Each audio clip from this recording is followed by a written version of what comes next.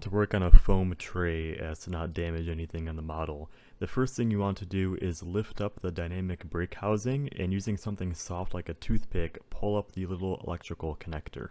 Next, you want to remove the front and rear coupler boxes. These are kind of complicated, so just take your time taking them apart. The screw comes off first, and then the little black tab comes off second. The coupler comes out the front of the model, and then there's a little box that the coupler sits inside of, and that comes out last. Now we can remove the shell. So you want to pry up next to the air reservoirs on the side of the shell, and you hear a little click, and that will release the little tabs on the inside of it. And once you do that on all four corners of the model, the shell should come off pretty easily. Just watch all the sanding lines and the air lines. They're very fragile, but it'll come off and you'll have the bare chassis. Next, remove the electrical connectors between the circuit board and the chassis, just taking note of what goes where. There's 5 screws holding the circuit board onto the chassis. Take them off and make sure you don't lose the little plastic washer that goes with them.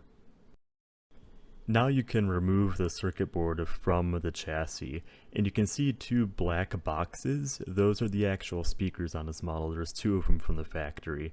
And what you can do is you can kind of push on the tabs from the back a little bit and wiggle off the speakers, and they should just fall right off. There's no soldering to do on these. And you can use them for another project in a different model if you want.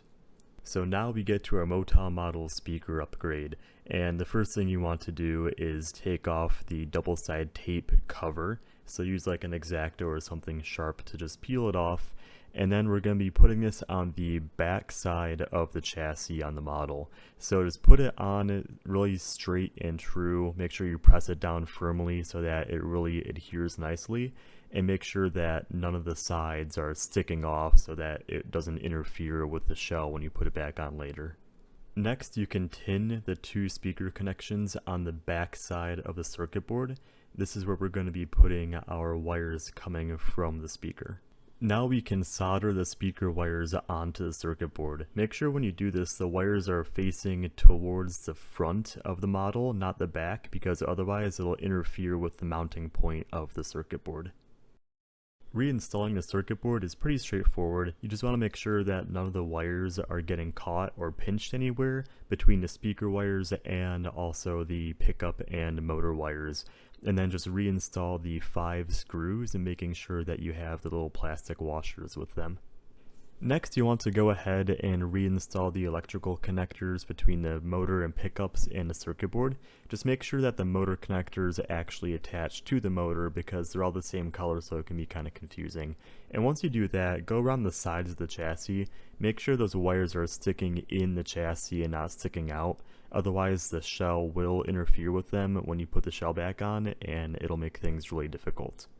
Now you can put the shell back onto the chassis. Be very aware of the sanding lines as you're doing this because they can get caught very easily and snap off. So just take your time, kind of finagle it on. You'll hear the clicking sound of the tabs when they attach, and it should be completely flat when you have everything situated.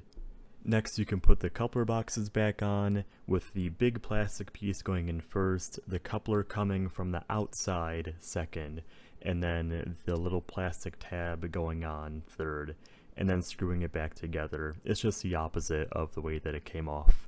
Alright, final step here. Take that electrical connector coming from the cab and push it down firmly onto the mating side of the connector. You'll feel a little click when you push it on. It's pretty straightforward. And then just put the dynamic brake housing back on the top, and that's it. Thank you for watching, and see you next time.